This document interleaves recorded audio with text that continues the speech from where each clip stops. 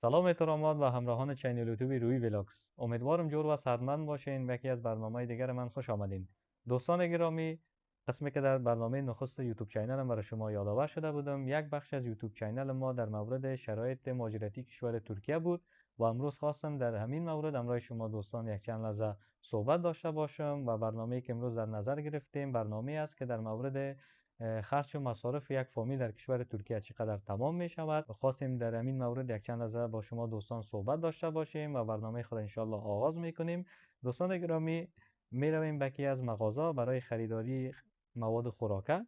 برنامه را همراه باشیم. دوستان گرامی، آمدیم به مغازه بیم. انشالله با خریداری خود ادامه میتیم. تا آخرین لحظات همراه من باشید.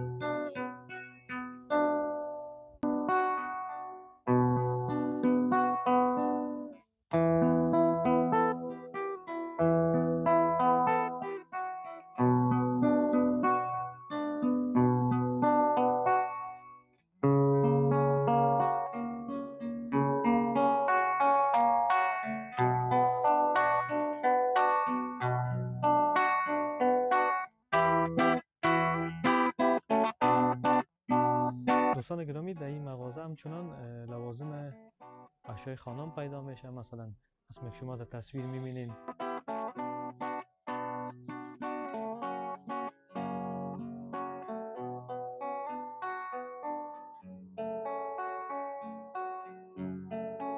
و دوستان گرامی، اینجا یک سهولت دیگه هم است که میتونید توسط از این ماشینالات خودتان پرداخت کنین. مثلا نمونه رو میارین اینجا میمونین و بعدش در این قسمت میمونین و دوم میگه که توسط چی میتوانید پرداخت کنین. انجینر سویدا بیاد در تصویر یک بار نشان بده برای دوستا. زمان ادامه ایشلم گچم میزنین، میگه پوشت اگر میخواین، بله ما میخوایم، میگین بله یک پوشت میخوایم اوید یا نوشته میشه یک عدد پلاستیک براتون میتابه باز اوکی درست و میگه پرداخت شنوان انجام میدین توسط QR کد توسط موبایل که حساب بانکی تان دایش وصل است یا توسط حساب بانکی. ما کلیدی کارت حساب بانکی رو میزنیم و بعدش در این قسمت باید که حساب بانکی تانه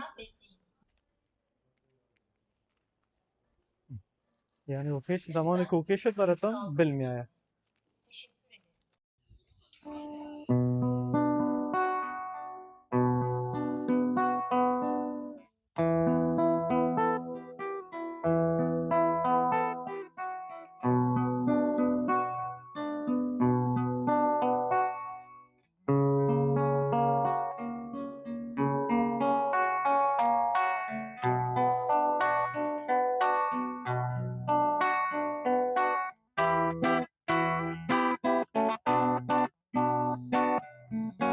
دوستان گرامی، خریداری خود از مغازه تمام کردیم.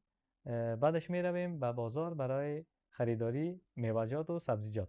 همراه ما باشید.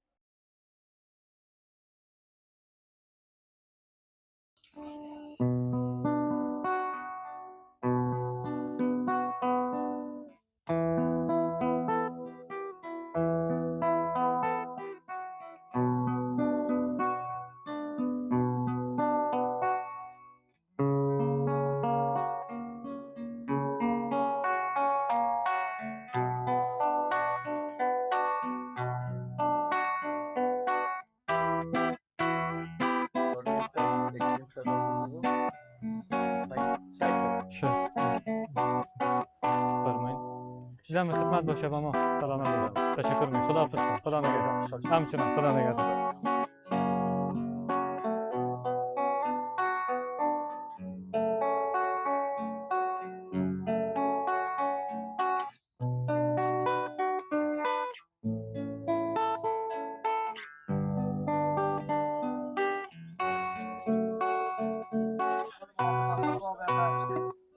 Lezzet dolu, lezzet dolu, lezzet dolu, lezzet dolu. Çek abi, çek.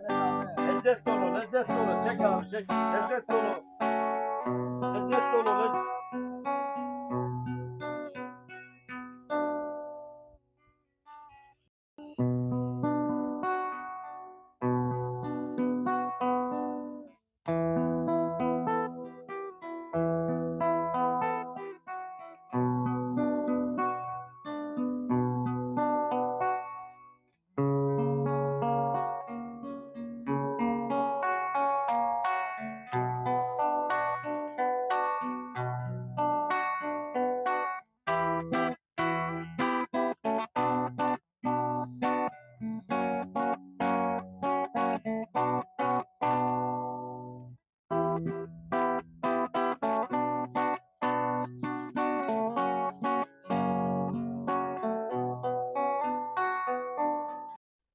دوستان گرامی خریداری خود را تمام کردیم از بازار. قسمی که شما در تصویر مشاهده کردین دوستان گرامی، خریداری که ما انجام دادیم مصرف در روزه بود. به خاطر آب و هوا گرمتر است یک ماه خریداری نکردیم. برای در روزه خریداری کردم دوستان گرامی. خریداری در روزه ما از مارکت مواد خوراکه و گوشت ما برای یک فامیل 5 نفر که ما خریداری کردم. قسمی که شما دوستان گرامی در تصویر مشاهده کردین و دیدین که چی خریداری کردیم. خرج در روزه ما از مغازه مواد خوراکه و گوشت ما 5740 لیر شد و در یک ماه اگر ضربش دیم دوستان گرامی 17220 لیره تمام می شود. و همچنان از بازار که خریداری کردیم مصرف سبزیجات و میوه‌جات ما در روزه ما 1700 لیر شد و در یک ماه 5100 لیر تمام می شود. و همچنان در پولیس دوستان گرامی نان خشک و آب معدنی ما در روزه ما 1200 لیر و در یک ماه 3600 لیر تمام می شود. این مصارفی که ما بر شما در نظر گرفتیم دوستان گرامی بر فامیل 5 نفر تعلق دارد. و دوستان گرامی بل برق آب و گاز اینترنت هم نظر به مصرف یک فامیل تعلق دارد که من از فامیل خود بر شما یادآور شوم که مصرف ما در یک ماه بل برق آب و گاز اینترنت ما 5700 لیر تمام شد. دوستان گرامی فعلا از بل آب و برق گاز که بر شما یادآور شدم در فصل بهار قرار داریم. در فصل زمستان بل گاز گرانتر می شود. شخصا خودم در فصل زمستان تنها بل گاز ما در حدود 5 الی 5.5 هزار لیر ماهانه می آید و تحویل می دهیم. و دوستان گرامی یک نکته خیلی مهم که مربوط به کرای خانه است. دوستان گرامی کسانی که در کشور ترکیه زندگی می کند از این مورد مطلع هستند که کرای خانه در کشور ترکیه نظر به محیط، موقعیت، مکان، جای تغییر می کند. در این زمینه قیمت 100% بر شما گفته نمی توانم که کرای خانه در کشور ترکیه اینقدر است، چون نظر به محیط مکان و ولایت تغییر می کند. و فعلا دوستان گرامی یک کس اگر می خواهد یک خانه کرایی بگیرد در کشور ترکیه 2 اتاق 1 سالن، یک خانه که گذران شود شب روز در زندگی شود در حدود 18000 لیر می توانید پیدا کنید.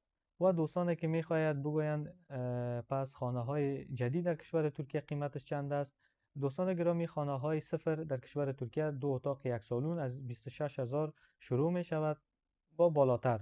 و فعلا ما براتون میخوایم یک ویدیو از خانه های صفر برای شما با ویدیو بکشانم و ببینید که یک خانه صفر در کشور ترکیه قیمتش چند است و طرز و شکل و محیط چی نوع می باشد. برنامه را همراه باشید. دوستان گرامی آمدیم برای شما یک خانه کرایی برای نمایش بگذاریم. بسم الله الرحمن الرحیم. دوستان گرامی قسمی که شما این خانه را میبینید 2 جمع 1 است، یعنی 2 اتاق 1 سالن دارد و خانه نو ساخت است. دوستان گرامی سالونش است و یا یک برنده دارد.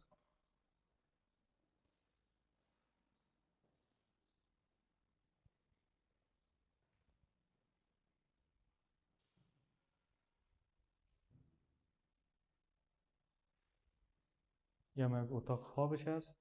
و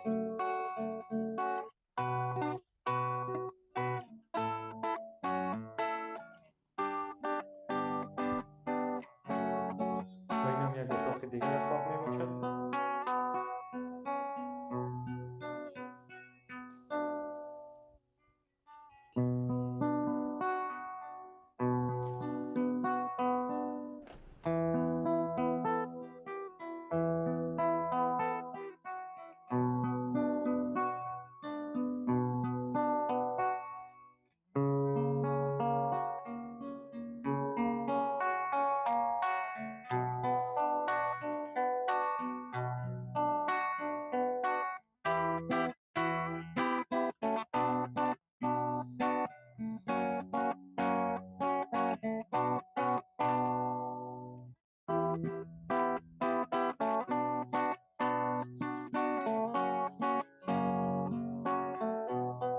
دوستان گرامی، کسایی که در کشور ترکیه زندگی میکنند و از اونا معلوم است که متاسفانه قیمت های کرای خانه یک کم بلندتر رفته است. در حدود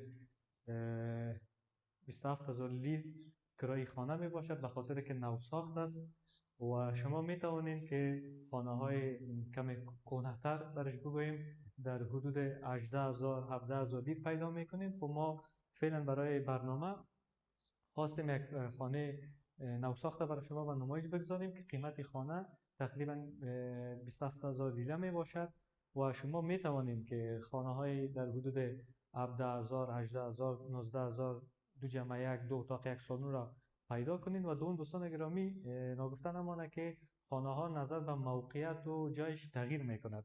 مثلا اگه خانه دگام نزدیک ساحل تر باشه، شاید قیمت از این پیشتر بره. اگر این خانه یکم از شهر دورتر باشه، قیمت از دیگه پایانتر میره. و یک قیمت فیکس برای شما گفته نمیتونیم که قیمت چند است و در کدام قیمت شما خانه پیدا میکنین، چون نظر به محیط، مکان، نزدیک بودن به مکتب، شفاخانه، قیمت های خانه در کشور ترکیه تغییر میکنه. دوستان گرامی، قسمی که شما در تصویر مشاهده کردین قیمت خانه 27,000 لیره بود و خانه صفر بود، نوساق بود و خانه های نوساق در همین حدود در کشور ترکیه می توانین پیدا کنین. دوستان گرامی، این نقطه را خیلی متوجه باشین. در کشور ترکیه نظر به محیط، موقعیت، جای، مکان، کرای خانه قیمتش فرق میکنه. یک چیز باور دارم، قیمتی که من برای شما یادآور میشم از این پایانتر نیست، بالاتر است. و حساب میکنیم دوستان گرامی، خرید سبزیجات و میوه‌جات ما در یک ماه 5100 لیر، خرید مواد خوراکه و گوشت ما 17220 لیر، نان خشک آب مدنی ما در یک ماه 3600 لیر، بل برق آب گاز اینترنت ما 5700 لیر، 18000 لیرام کرای خانه. سرجم دوستان گرامی حساب کردیم، فعلا من اینجا حساب کردم، اگر در حساب اشتباه شده باشه ببخشین، 50000 لیر تمام شد. و دوستان گرامی، نقطه دوم این است که شامل از این مصارف ما مریضی، خداوند تمام مومن مسلمانی که در بستر مریضی هستند شفای عاجل برشان میخواهم، خداوند همیشان شفای عاجل نصیب کند. در این مصارف ما دوستان گرامی مصارف مریضی نیست و دوستانی که در کشور ترکیه زندگی میکند برشان معلوم است کسی که در کشور ترکیه بیمه صحی نداشته باشد متاسفانه تداوی برش خیلی گرانتر تمام میشود. و دوم دوستان گرامی، مصارف مکاتب کودکان و علاوه یک مصارف از خود نیاز دارد. بله، مکاتب دولتی است، اما لباس، خوراک، قلم، کتابچه، مصارف خود کودک فرق می کند. و همچنان مصارف سیاحت، بعض فامیلا در یک ماه جای سیاحت می رود، مثل ما کسای سیاحت خیلی دوست داشتند و سفر علاقه دارند، سفر میرن، مصارفشان علاوه می باشد. و دوستان گرامی، میمانداری، بر شما دوستان معلوم است که ما مردم افغانستان همیشه میماندار می باشیم. میمان همیشه تاج سر ما از دوست خداوند است و را باید حساب نکنیم. خب بازم از خاطر لحاظ برنامه خواستم برای شما یادآور شوم.